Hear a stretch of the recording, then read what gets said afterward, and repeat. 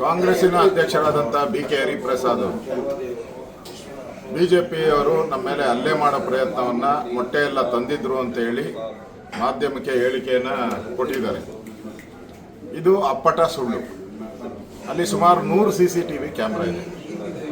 ಪೊಲೀಸರು ಪೊಲೀಸರ ಕ್ಯಾಮ್ರಾಗಳು ಇದ್ವು. ತನಿಖೆ ಮಾಡಲಿ.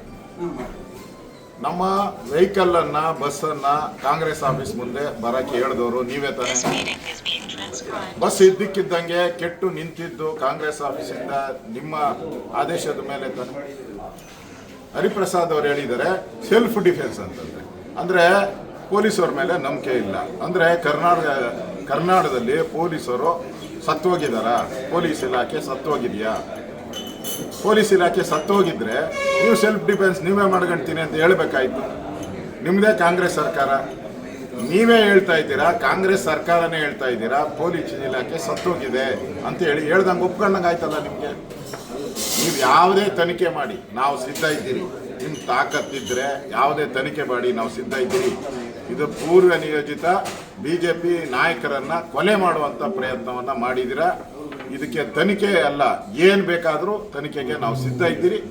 ಕಾಂಗ್ರೆಸ್ ಆಫೀಸಿಂದನೇ ಬಂದಿರೋವಂಥ ಎಲ್ಲ ವಿಡಿಯೋಗಳು, ಕಾಂಗ್ರೆಸ್ ಆಫೀಸಿಂದ ಮೊಟ್ಟೆ ತಂದಿರೋ ವಿಡಿಯೋಗಳು ಎಲ್ಲ ಇದೆ. ಲಾಂಗ್ ತಂದಿರೋದು, ಕೋಟ್ಗಳು ಕರಿ ಕೋಟ್ ಹಾಕ್ಕೊಂಡು ಬಂದು ಹೊಡೆದಿರೋವಂಥದ್ದು ಎಲ್ಲನೂ ಕೂಡ ಇಲ್ಲೇ ಇದೆ. ಅದರಿಂದ ಇದನ್ನು ಮರೆಮಾಚಕ್ಕೆ ಸಾಧ್ಯ ಇಲ್ಲ. ನಾನು ಮಾಧ್ಯಮದ ಸ್ನೇಹಿತರಿಗೆ ವಿನಂತಿ ಮಾಡ್ತೀನಿ, ದಯವಿಟ್ಟು ಇದನ್ನು ಎಕ್ಸ್ಪೋಸ್ ಮಾಡಿ. ಯಾರು ಹೊಡೆದ್ರು ಅಂತ ಎಕ್ಸ್ಪೋಸ್ ಮಾಡಿ. ನಾವು ತನಿಖೆಗೆ ರೆಡಿ ಇದ್ದೀವಿ.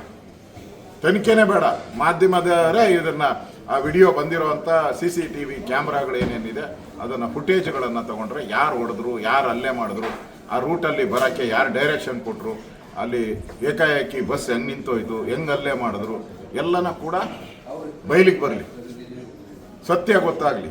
ಕರ್ನಾಟಕದಲ್ಲಿರೋದು ಕೊತ್ವಾಲ್ ರಾಮಚಂದ್ರ ರೌಡಿ, ಗ್ರೇಟ್ ರೌಡಿ, ಅವರ ಶಿಷ್ಯಂದರು ಇರುವಂಥದ್ದು. ಇದು ಕೊತ್ವಾಲ್ ಸರ್ಕಾರ. ಇದರ ವಿರುದ್ಧ ನಮ್ಮ ಹೋರಾಟ ಮುಂದುವರಿಯುತ್ತೆ.